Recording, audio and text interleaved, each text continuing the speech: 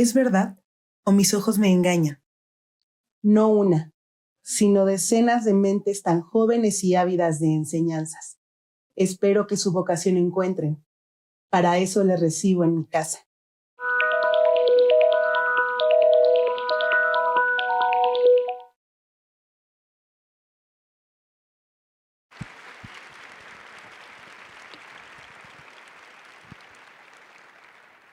Jóvenes ilustres.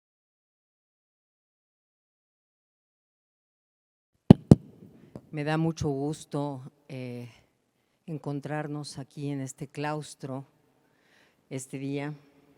Ustedes son una generación, me van a perdonar, voy a circular porque cuando hablo y doy clases soy lo que se dice una peripatética. Y entonces voy a caminar entre ustedes porque me gusta verles los rostros, los ojos, la sonrisa. Ustedes son una generación muy especial porque son la generación del jubileo del claustro, de este convento. Imagínense ustedes que la Orden de San Jerónimo en México empezó en el año 1585, hace 440 años, con una mujer que cedió su casa, que se llamaba Isabel de Barrios, y a partir de ese momento empezó la fundación del convento. 40 años después, en 1625, se terminó la iglesia, hace 400 años. Imagínense, este espacio está levantado desde un principio, en la primera zona, en el patio de la fundación, hace 400 años. Sor Juana entró en 1669, murió en 1695, el año que entra igual, hace 330 años. En 1975, después de la destrucción, no sé si ustedes vieron en el video, bueno, si lo vieron, después de la destrucción hubo un decreto expropiatorio que evitó que lo que quedaba del convento, algún día les platicaré, lo que quedaba del convento se terminara de destruir. Y en 1979-80 se fundó la Asociación Civil encargada de restituir de manera total con sus propios recursos este espacio. Lo que ven ahora es realmente el trabajo, la creación de muchas voluntades que han hecho este espacio arquitectónico no solamente lo que es, sino lo que va a seguir siendo, lo que puede ser siendo. Bueno, pues yo les cuento que esta es mi última lección inaugural. Llevo trabajando aquí en este claustro 34 años, muchos años. Este año cumplí 25 años de ser rectora y es tiempo ya de cerrar este ciclo. Entonces, para mí, esta lección inaugural es muy especial porque es la última vez que voy a recibir a una generación de jóvenes que confían, que creen en el claustro para su formación. Y es por eso que durante muchos días he estado pensando qué decir en mi última lección inaugural. ¿Cuáles son mis conclusiones, no solamente de este transcurso en el claustro, sino de alguna forma también cuáles son mis conclusiones de vida? Así es que poco a poco fui haciendo este garabato, que es un laberinto, que es un mapa mental de algunas conclusiones. Bueno, yo quiero empezar contándoles de una novela, nivola tal vez como hubiera dicho Unamuno, una novela que se llama Uno, Ninguno y 100.000, de un autor italiano, Luigi Pirandello. Yo creo que es su obra más importante. Les cuento, resulta que Vitangelo Moscarda, que es el personaje principal, un día está frente al espejo mirándose la nariz. Está casado, es un chico heredero de una fortuna, sin demasiadas preocupaciones, y entonces se está mirando las narices. Y de pronto llega su mujer y le dice: ¿estás viendo que tu nariz está torcida hacia la izquierda? Y él dice: ¿qué? Claro, tu nariz está torcida hacia la izquierda. No solamente eso, tienes una oreja más prominente que la otra. ¿Qué? ¿No es cierto? Y no solamente eso, tu pierna, una de tus piernas, está cóncava. Bueno, eso genera en el pobre de Gengé, que así le decía de cariñito la mujer, eso genera en Gengé una inseguridad brutal. Y se pregunta: ¿quién soy yo? Porque al mirarse al espejo descubre que su mujer tiene razón. Y él pensaba que él era de una cierta manera.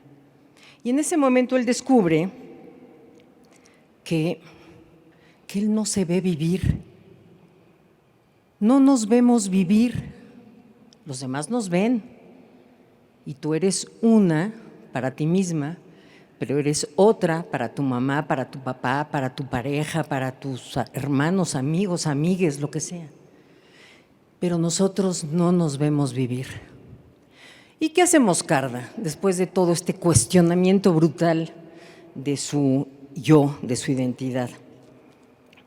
Dice: claro, no soy nadie, soy ninguno, porque yo que pensaba que me conocía súper bien, no me conozco, no sé quién soy, no soy el que yo creía ser, porque el otro me ha devuelto un otro que no soy yo. Y entonces él quiere desaparecer porque no reconoce su yo en el cuerpo que le han asignado. No sé si a ustedes les ha pasado eso alguna vez. Y entonces se dedica el bueno de Moscarda a destruir en los otros la idea que tienen de sí mismo, porque ninguno de nosotros es el mismo para todos los demás, para todas las demás.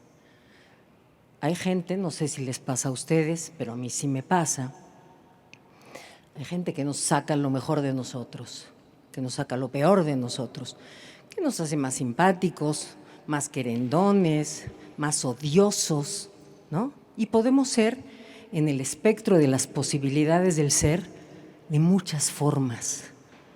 Podemos ser del negro más oscuro hasta el blanco más luminoso, en función de las interacciones que tengamos con los demás.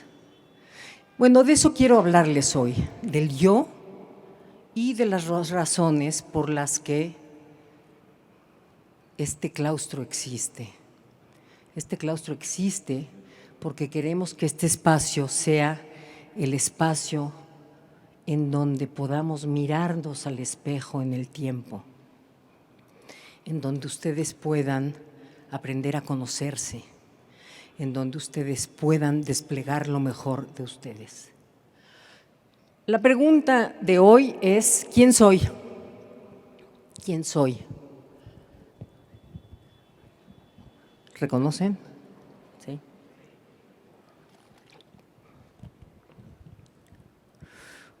¿Quiénes somos? Hay un filósofo que a mí en lo personal me gusta mucho, que es Emmanuel Kant, y dice: a ver, hay algo que es a priori, que está antes del ser humano, antes del conocimiento, y son las dos dimensiones a priori del conocimiento, que son el tiempo y el espacio. Eso no depende de nosotros, ahí están, ahí es donde se cumple nuestro ser. De ahí nos vamos, bueno, está el tiempo y el espacio, y nos vamos a la naturaleza. El ser humano es un ser peculiar que escapó del espacio del determinismo. ¿Qué es la naturaleza? Cuando hablamos, no, la naturaleza y las leyes de la naturaleza, etcétera, Son leyes, bueno, si nos metemos a la teoría del caos o a la teoría cuántica, a la filosofía cuántica, entraremos en discursos un poco espesos, pero bueno, la naturaleza a nivel de la física newtoniana es el espacio de la determinación, de lo definido. Si yo tiro mi anillo, hoy, mañana, pasado, después, se va a caer. Obligadamente se va a caer. Hay una ley de la causalidad que hace que por la gravedad las cosas pasen como tienen que pasar, a fuerza. Esa es la determinación y explicamos el ámbito de la naturaleza desde la causalidad, desde la determinación. Así va a pasar, así va a ser. Les digo, luego hay cuestionamientos en la física, en fin, que nos permiten pensar que la realidad, la naturaleza puede ser de muchas maneras, sobre todo en el ámbito de lo microcósmico, en el ámbito de lo infinitamente pequeño. Ahí pareciera que podemos asomarnos a muchos universos, a muchas realidades. Si yo lanzo una partícula, por ejemplo, en una caja negra, se ha descubierto que esa partícula no sabemos dónde va a caer. Hay un corpúsculo en donde esa partícula puede caer. Pero si tú te asomas a la caja, tu mirada va a cambiar el curso de la partícula. El observador incide en el comportamiento de las partículas. Imagínense. Bueno, pero no nos vamos a quedar en la naturaleza porque no es el caso. ¿Qué pasa con el ser humano? Los seres humanos, todos los seres, la vida, nace en el ámbito de la naturaleza. Y en el ámbito de la evolución, algo sucede en nosotros.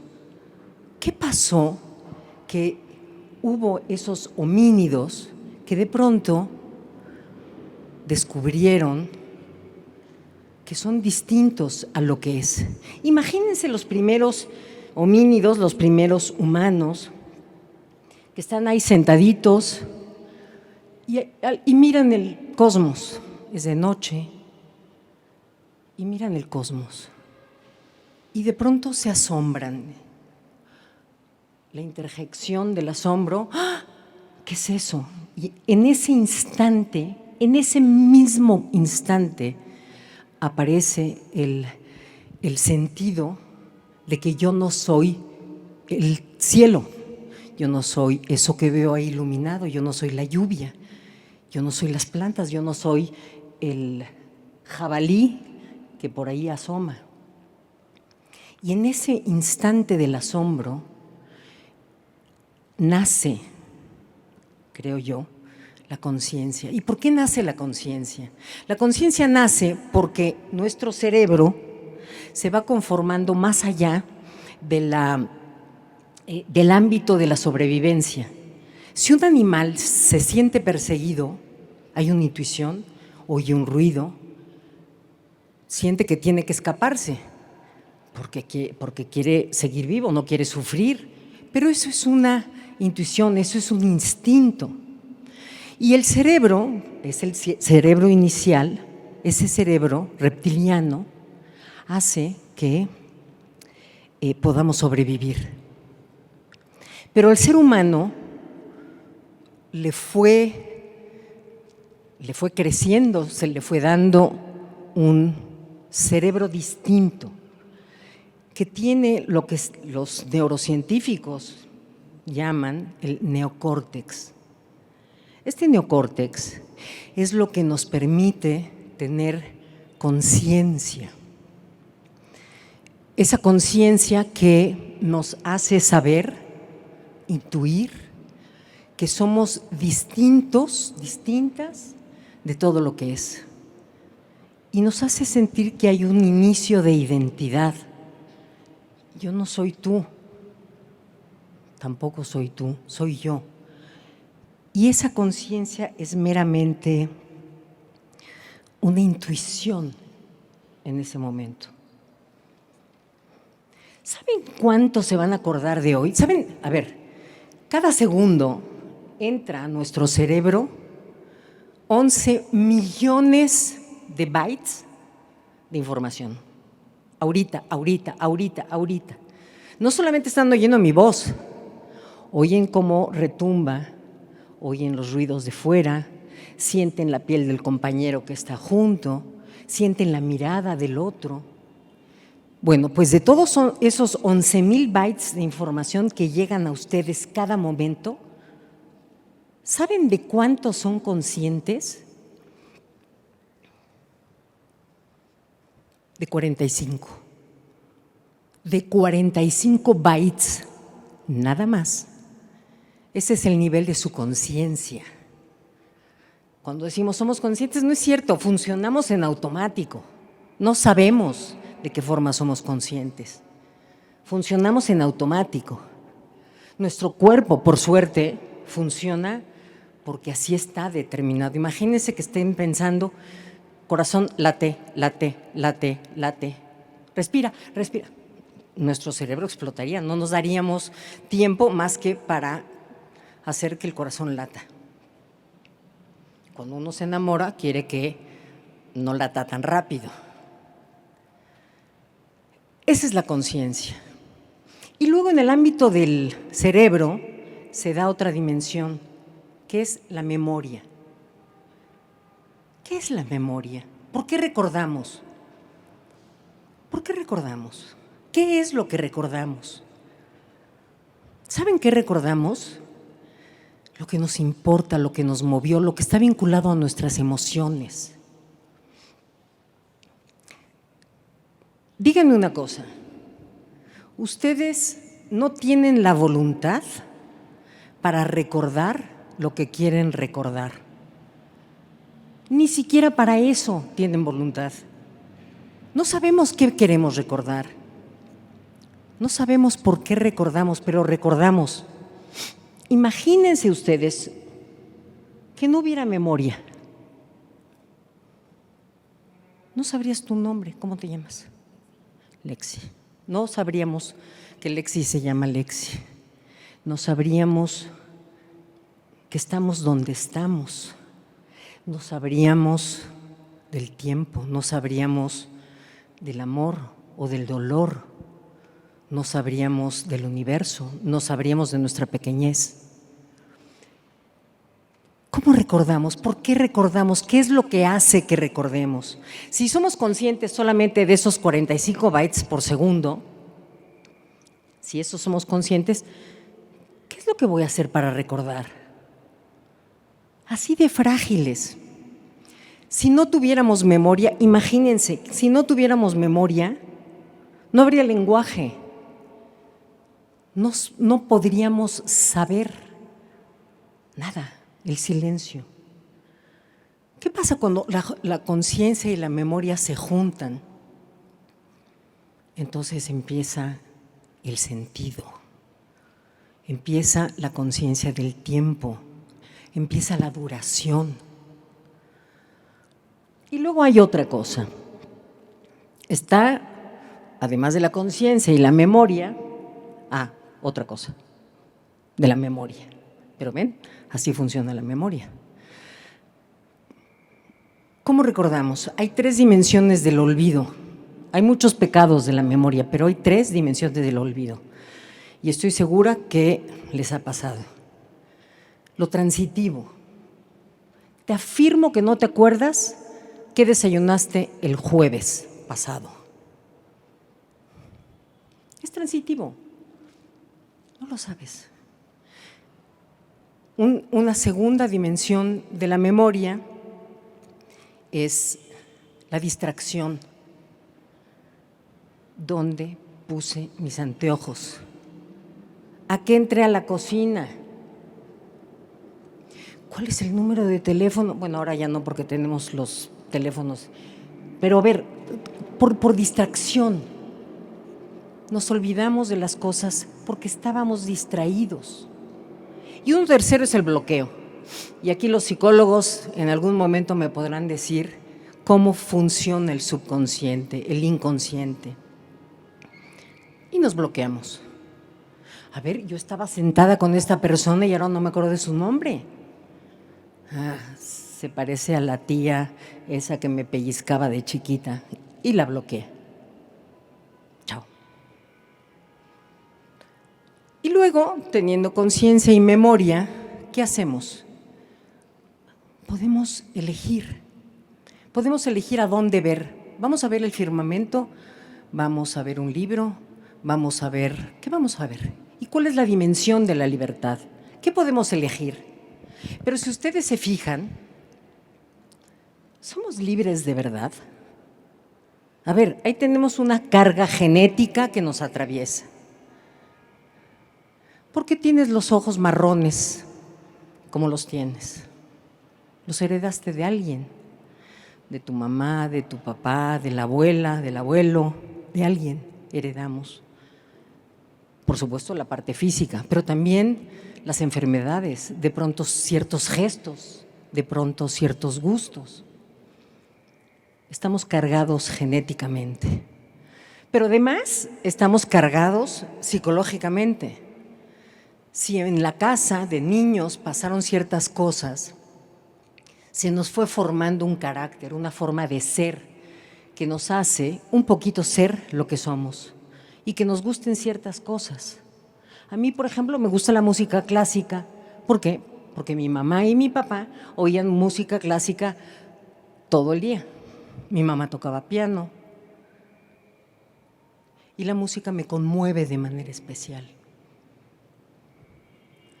Tenemos esa carga psicológica que puede ser buena o mala.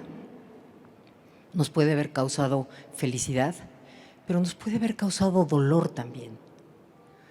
Y luego está todo el rollo cultural. Cúbrete el rostro. No uses minifalda. No te escotes. Exprésate correctamente. O admira los mitos, los héroes de una cultura. En fin, de ahí hay otra dimensión que es el azar. ¿Ustedes vieron una película que se llama Corre, Lola, corre?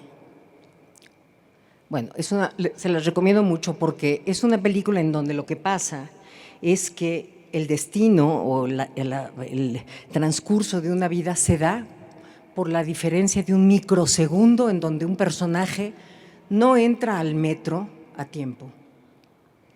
Esa dimensión de la que Ortega y Gasset hablaba, que es el casi, la dimensión de profundidad. Casi llego, pero no llegaste. Y si no llegaste, no vas a llegar más allá. Casi paso, pero no pasaste. Casi me muero, pero no te moriste. En ese casi, en ese instante, está la vida. Y en cada una de sus decisiones, aunque sea chiquitita, como estar hoy aquí, en cada decisión, ustedes lo van a saber después, se les va la vida. En cada decisión pequeñita. A pesar de todas estas cargas, genética, cultural, psicológica, azar, etcétera, a pesar de todo eso, no estamos determinados o no del todo.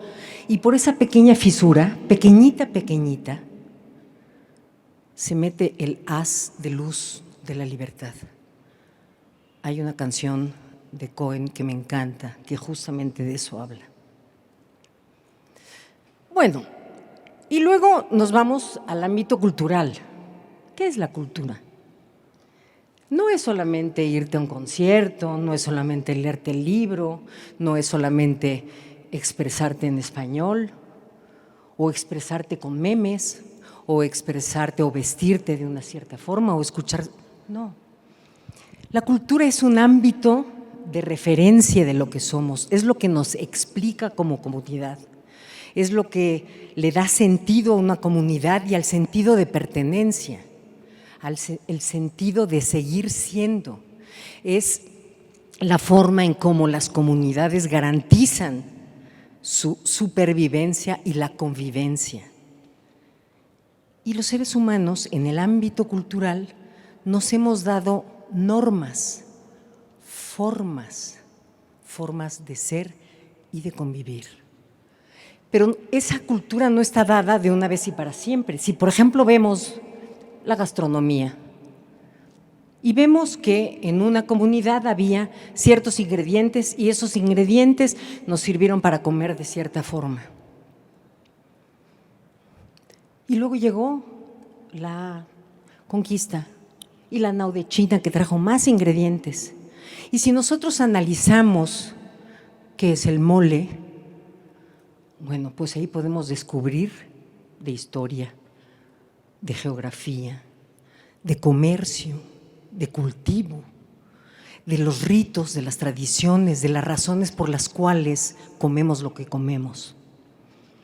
Un día les voy a contar por qué el pueblo de México no solamente es lo que come, sino come lo que es. Y ahí están nuestros dioses para explicarlo. Bueno, entonces, la cultura es un marco de referencia que nos explique, que explica nuestra conducta, pero también es una plataforma de acción. A mí no me gusta la realidad que está pasando. No me gusta que la educación sea memorizar cosas. No me gusta el sistema de evaluación. Bueno, vamos a cambiarlo. Y lo podemos cambiar a través de los parámetros culturales que atienden a nuestra forma de ser. Hay sociedades en donde las mujeres no pueden estudiar en el espacio. En el tiempo, Sor Juana no pudo ir a la universidad porque culturalmente no estaba aceptado. Bueno, esa es la cultura.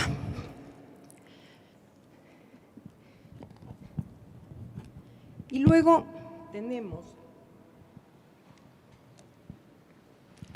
que ese sujeto que somos puede vincularse de muchas maneras. ¿Con quién nos vinculamos? Me vinculo conmigo misma. ¿Cómo?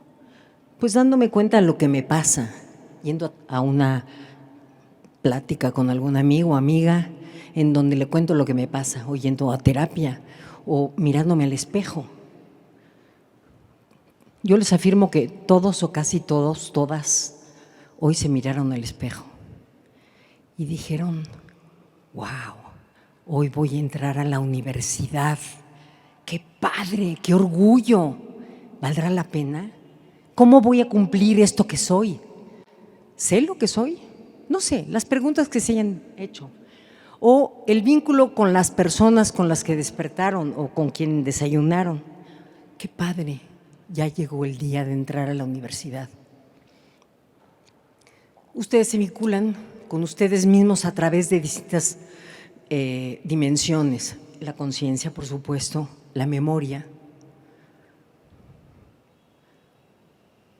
También se vinculan con las y los demás. En este claustro, déjenme contarles, el primer rector de esta casa era alumno de un filósofo español que vino después de la Guerra Civil, que se llamaba Eduardo Nicol. Y Eduardo Nicol decía que los seres humanos constitutivamente, ontológicamente, somos porque el otro es. Yo soy porque tú me miras. Si tú no me miras, no soy. Yo soy porque tú eres. Tú eres responsable de mí. Yo soy responsable de ti.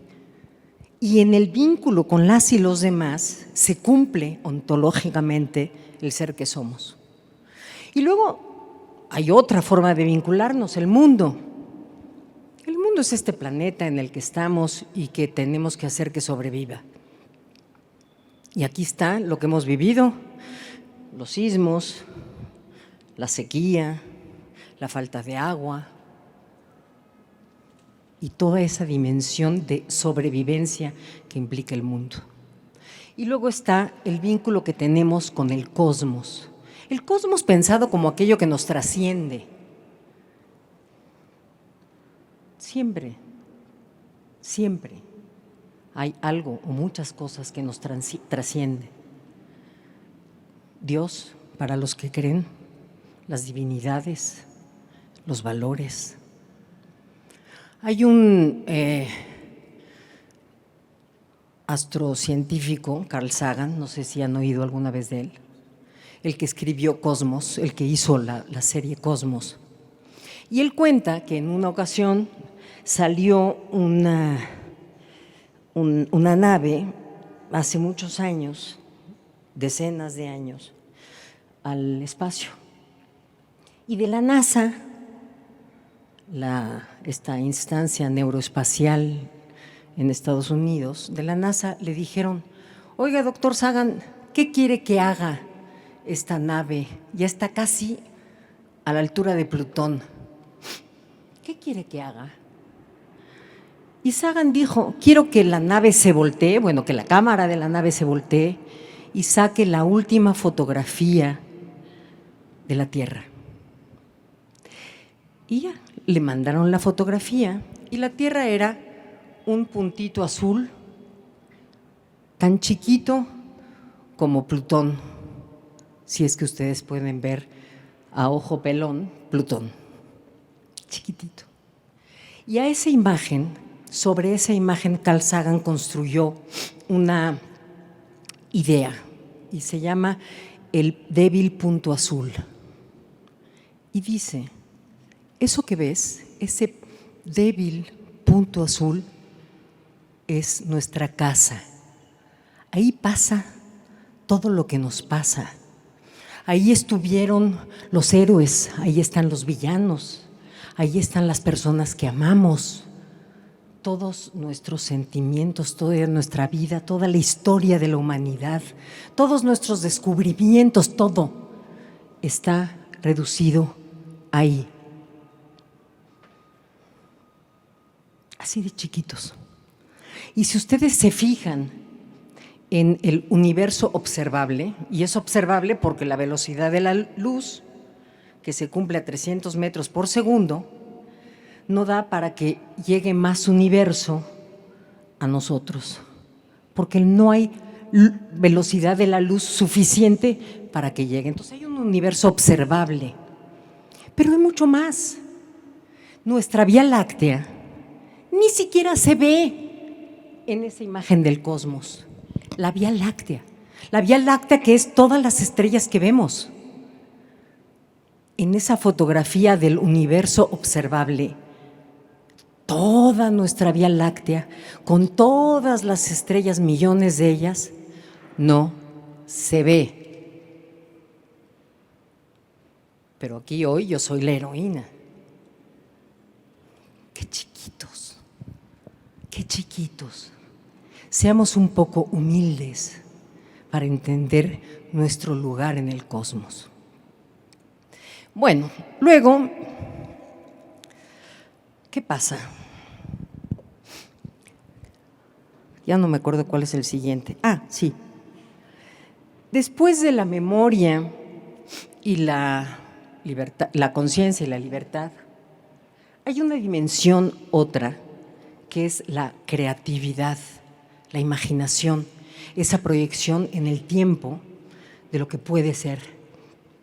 ¿Cómo te imaginas tú dentro de 4 años? Hace un rato ustedes escribieron la carta al futuro, ¿verdad? Ahí pusieron, o debieron haber puesto, ¿cómo se imaginan dentro de 4 años? ¿Cómo se imaginan en el futuro? ¿Cómo van a ser? ¿Qué esperan de esto? ¿Qué quieren del claustro? Claro, aquí van a aprender muchísimas cosas, pero ¿saben qué es la creatividad? Es el yo disfrutándose a sí mismo. Es ese instante en donde tú piensas: ya me cayó el 20. ¿Ustedes saben por qué se dice ya me cayó el 20? ¿A que no? Porque son muy chiquitos, son muy jovencitos. Hace muchos años, cuando yo era joven, muchos años, había unos teléfonos que estaban en las esquinas. No en todas las casas había teléfono. Entonces había unos teléfonos y tú podías meterte al teléfono con una monedita de 20 centavos, meter la monedita, comunicarte, cuando la monedita caía, aparecía la voz del otro, de la otra, de la persona con la que querías hablar. De ahí viene la expresión. Me cayó el 20. Me cayó porque me permitió conectarme con la realidad. Me permitió escuchar la voz del otro, de la otra. ¿Y de dónde nace la imaginación y la creatividad y el gozo? Pues nace del asombro, de ese instante en que los homínidos estaban ahí sentaditos en algún lugar mirando el firmamento y se asombraron y dijeron: ¡wow! ¿Qué es esto? Nace el asombro. ¿Qué pasa cuando nos asombramos? ¿Qué pasa cuando tú te asombras y dices: ¡wow! ¡Qué increíble!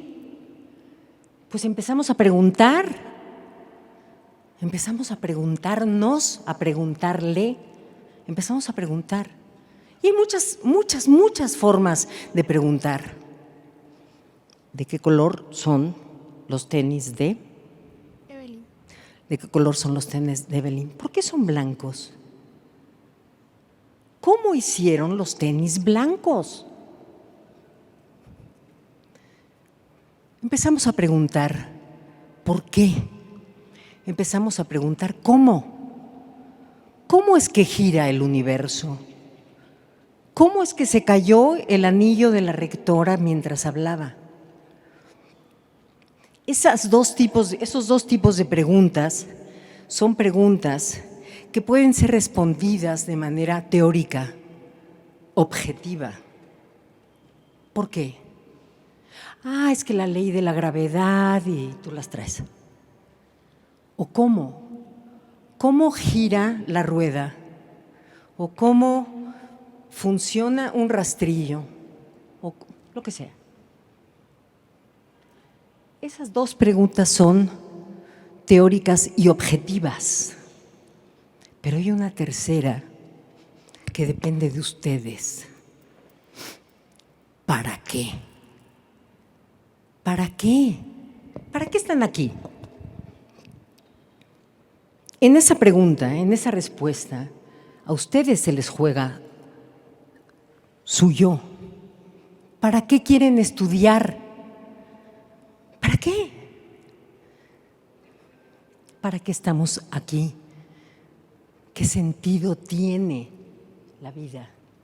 ¿Qué sentido tiene el tiempo? ¿Qué sentido tiene el amor? ¿Para qué amo yo a alguien? ¿Para qué? Ya están las preguntas y las posibles respuestas. El próximo 11 de agosto, hoy es 8, en 3 días, ustedes van a poder ver en el cielo las perseidas, que son pedacitos interestelares que van a caer, se llama lluvia de estrellas, están pasando, cada agosto pasan cerca de la Tierra y se pueden ver estos pedacitos. Y estos pedacitos de estrella nos permiten asombrarnos y preguntar.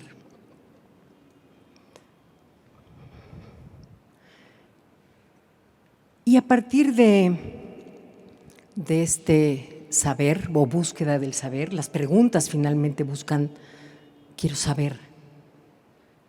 ¿Por qué queremos saber? ¿Para qué queremos saber? Y entonces el ser humano empezó a preguntarse y entonces nació la educación, me parece. Es decir, el gozo del saber.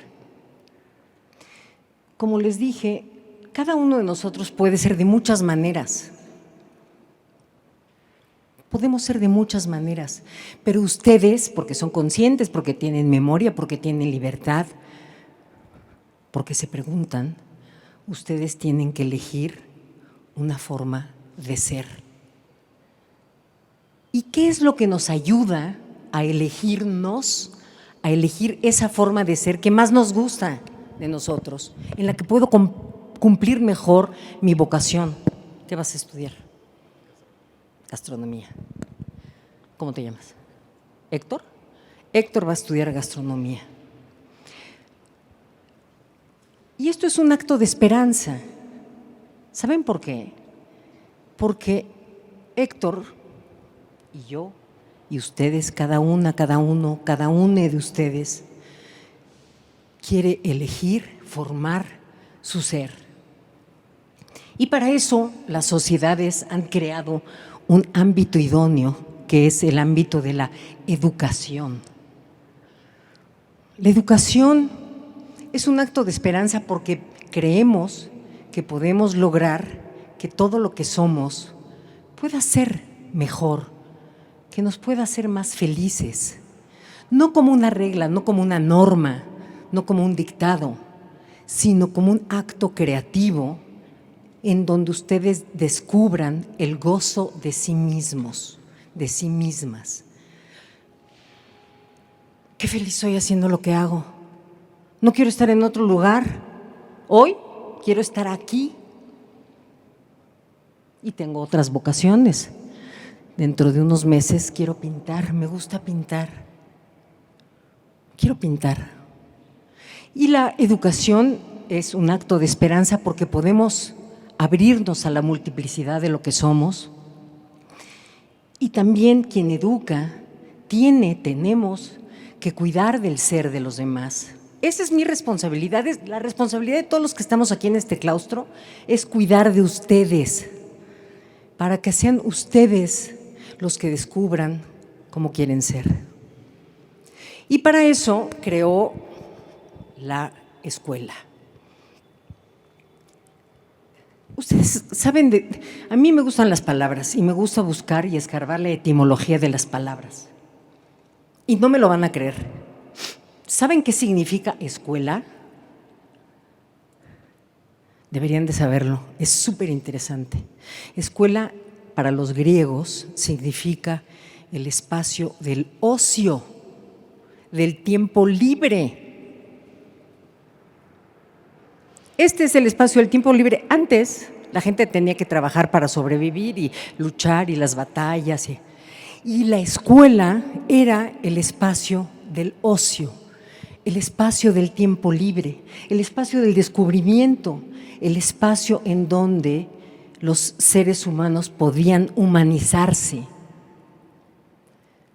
Y en la educación, la escuela nos permite algo que es muy importante, nos permite mirar la realidad, porque cuando miramos entendemos qué hay ahí. Y no solamente eso, tomar distancia te permite que tu mirada salga de ti, se asome a lo que es y regrese a ti hecha palabra, hecha reflexión, hecho concepto. Fíjense, en una escuela aprendemos a entender, a encontrar las diferencias. No da lo mismo que estén ustedes estudiando aquí a que se vayan a estudiar a otro lugar o a que no estudien, porque la escuela les va a permitir descubrirse a sí mismo, encontrar su vocación y encontrar los matices. No es lo mismo formar un grupo, parte de un grupo de rock, que una banda de delincuentes. No da lo mismo.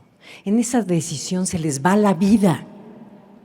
No da lo mismo. Entonces, en una escuela van a aprender a mirar, a admirar, a tomar distancia de lo que es y a descubrirse a sí mismos. Por eso, quien enseña tiene que lograr dos dimensiones: el respeto y la autoridad. La palabra respeto, volvemos a las etimologías, que es el origen de la palabra y lo que le da sentido. La palabra respeto significa quien te enseña a mirar, quien te dice, mira de verdad eso que está frente a ti, míralo, fíjate bien, asómbrate, pregunta, búscale el sentido. De ahí viene la palabra respeto. Yo le tengo respeto a quien me enseñó a mirar de verdad. No mirar con sus ojos, a mirar con mis ojos. Y luego también está la palabra, la dimensión de la autoridad. De pronto nos dejamos llevar por los términos actualizados, banales, superficiales de las palabras. Las palabras tienen un sentido originario. ¿Saben cuál es el sentido de autoridad? ¿Saben antes quién era la autoridad? Quien hacía crecer al otro, a la otra. La autoridad es esa persona que reconoce en ti tu capacidad de crecimiento y te dice, tú puedes crecer, tú puedes ser tú puedes desplegar todas tus capacidades, esa es la autoridad, no el que manda, no el que aquí yo soy, no. La autoridad es el que le da al otro la voz, es el que le da al otro, a la otra, al otro la voz, la palabra para descubrirse así. Quien nos hace crecer, esa es la autoridad, no el mandón, no el presumido. Y aquí en este claustro hay muchos docentes que son autoridad y que van a acompañar su vida en este claustro. Bueno, y luego, ya me perdí, ¿dónde ando? En la autoridad. ¿Y qué va a pasar? Ya cuando ustedes se reconozcan en este espacio, van a decir, sí es verdad, este es mi llamado, esta es mi vocación, esto quiere ser. Me quiero parecer a esa persona por la vía del ejemplo. Quiero inspirarme en la vida de las y los demás que son, que tiene sentido de la vida. Y a partir de esto nos vamos al ámbito de la valoración. Ya sé que no sé, que es lo que decía Sócrates. Ya sé que no sé. Sócrates decía que hay 4 tipos de seres. Los que no saben que no saben, que somos muchos de nosotros. Los que no saben, que son ustedes. Si yo les empiezo a preguntar, que es lo que Sócrates hacía, si yo les empiezo a preguntar, ustedes van a descubrir todo lo que sí saben. Saben un chorro de cosas, pero no saben que saben. Y de eso se trata de la educación, que aprendan a descubrir que sí saben. Y después de que hayan descubierto que sí saben algo, un poquito, tenemos que llegar al punto azul de Carl Sagan, en donde sé que no sé. Sí sé. Yo sí sé un poquito. En el ámbito total del conocimiento no sé nada. De biología sé poquito, de química, de física cuántica, de astrofísica, de astronomía, de cocina, de gastronomía, no sé nada. Un poquito sé, pero sí, después de todos estos 30 y pico de años, más todos los de estudio, yo sí sé que no sé, pero sí sé. ¿Quién sí sabe? Hay personas que han dedicado su vida a ciertos ámbitos del conocimiento y yo sé que ella sí sabe, que él sí sabe, que Tere también sabe, que Rafael también sabe. Un pedacito del saber. Y luego dice Sócrates, y luego hay un 4 tipo de seres, los que saben que saben, y de esos no conozco a nadie. No seamos soberbios, El saber que podemos saber es chiquitito, pero nos sirve para darle sentido a la vida, a valorar. En la mitología hay un personaje que se llama Procusto. Procusto era un monstruo, no era un monstruo, era un gigante, cíclope. Y este Procusto tenía una casa en una montaña e invitaba a la gente a que llegara a quedarse a su casa. Quédate, les daba de cenar, les daba de tomar, los consentía y luego les decía, te presto mi cama. ¿Y saben qué hacía el desgraciado de Procusto? Hacía que la cama nunca se adaptara a la realidad, es decir, siempre eran o más grandes o más chiquitos que la cama. Entonces Procusto a los chiquitos los estiraba y a los grandotes los cortaba, porque no se adaptaban a su medida del ser. Ese es Procusto. Aquí van a venir a aprender que hay muchas formas de ser, que no hay una sola cama, hay muchas camas. Cada uno va a construir su cama a su medida. No nos volvamos, no se vuelvan Procusto, no impongan a les demás la medida de su comprensión. Aquí vamos a estar para salvarnos de Procusto.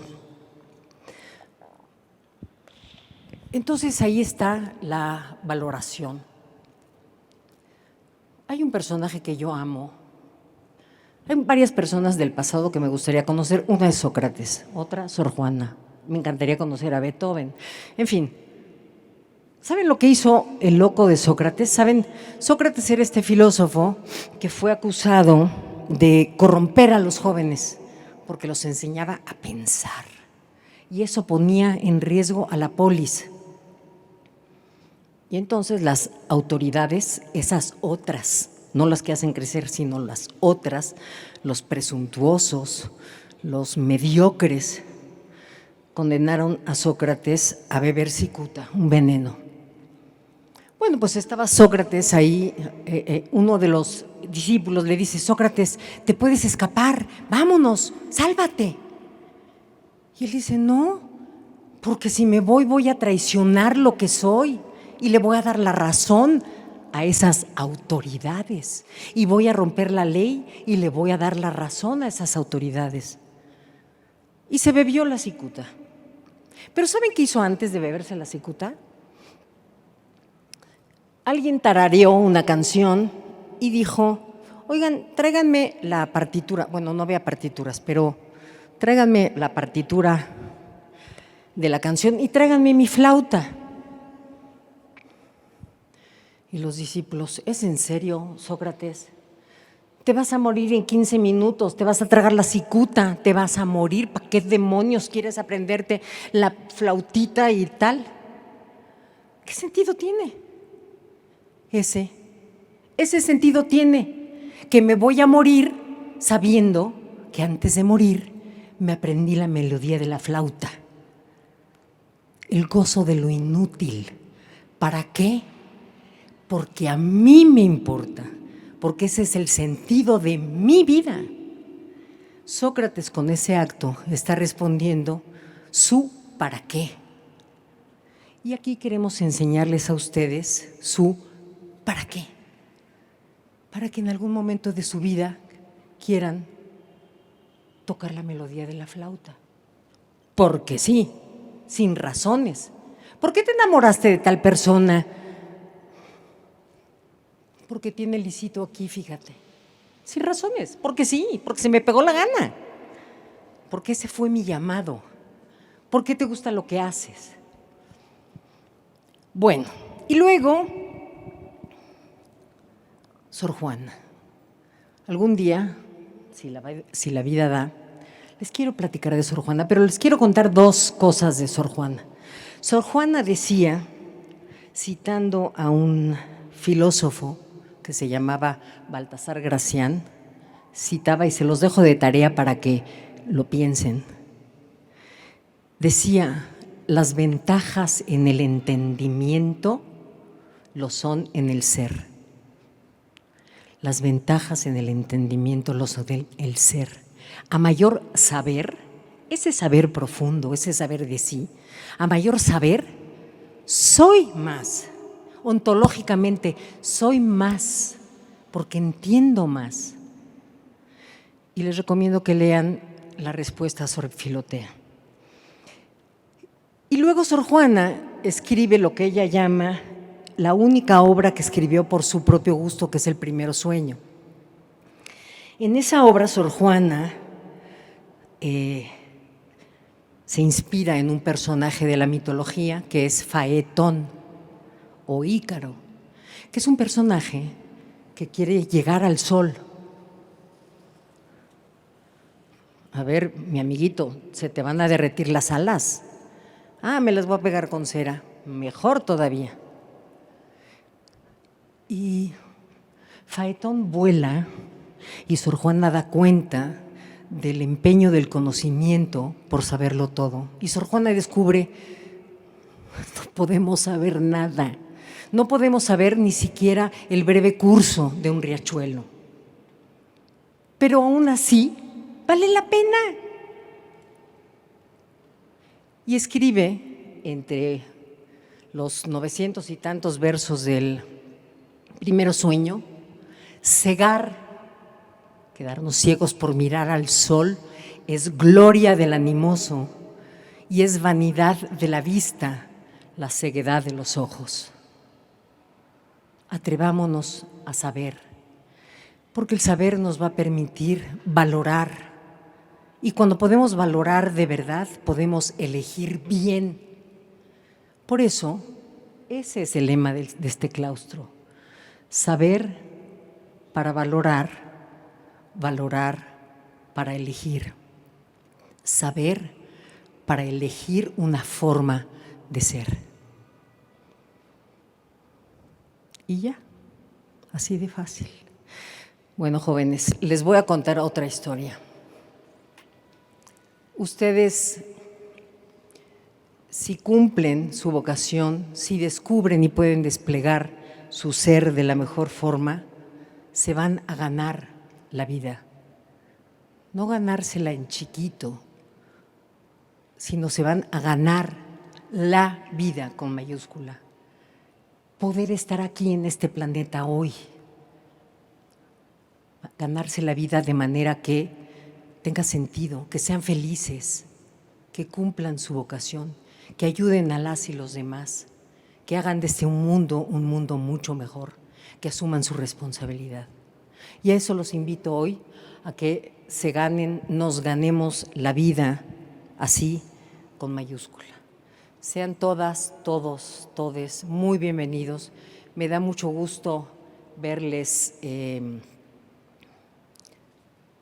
sus caras, sus miradas, sus sonrisas, su asombro. De verdad me da mucho gusto. Y les cuento que cuando en esta universidad pasa algo importante, tomamos un rito del medioevo, que es que suenen las campanas. Van hoy para ustedes, van a sonar las campanas, no esas que están ahí, que esas están fracturadas, pero van a sonar las campanas que están en el campanario de este claustro.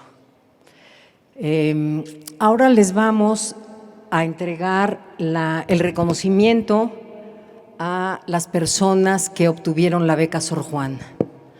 Bueno, por lo pronto, bienvenidas, bienvenidos. Me da muchísimo gusto conocerlos, verlos, y por acá nos veremos todavía un rato más.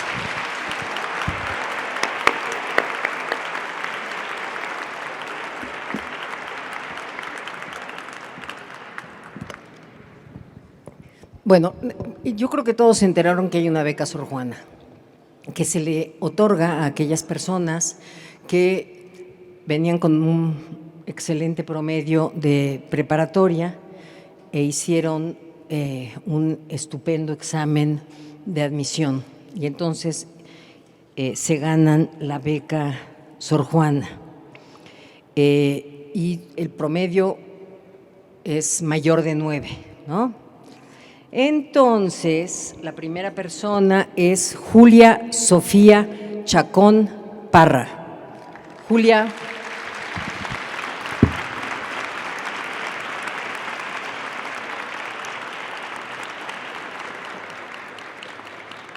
Estudié psicología.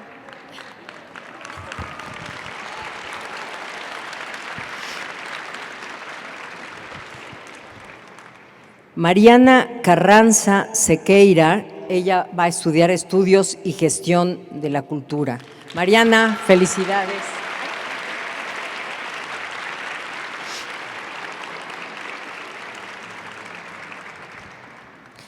Ileana Montero Méndez, ella va a estudiar producción de espectáculos. Ileana, felicidades.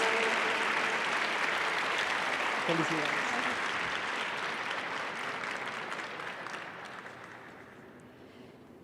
Galia Sofía González Rivera, ella va a estudiar estudios e historia de las artes.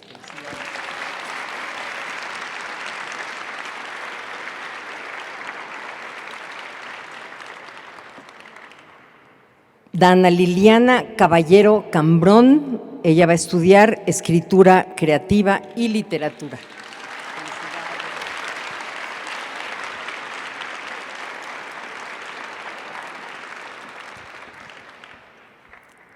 Jimena Soledad de la Luz López, ella va a estudiar filosofía. Ya platicaremos. Y finalmente, Camila Quintanilla Rosales, que va a estudiar Derecho. Eso es todo. Yo también soy abogada. Felicidades.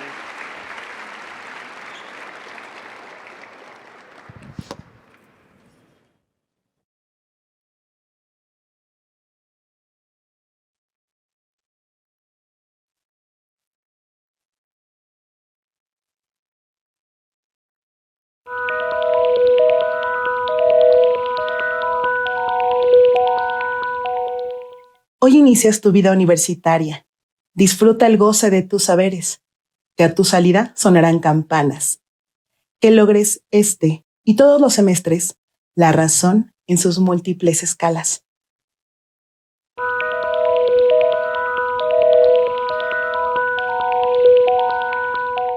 Gracias a todas, a todos, a todes por estar hoy aquí. Gracias a Difusión Cultural y a todas las personas que contribuyeron para que esto saliera impecable. Gracias a Gina, que anda por ahí, que hizo los videos de Sor Juana. Ahí está la Gina.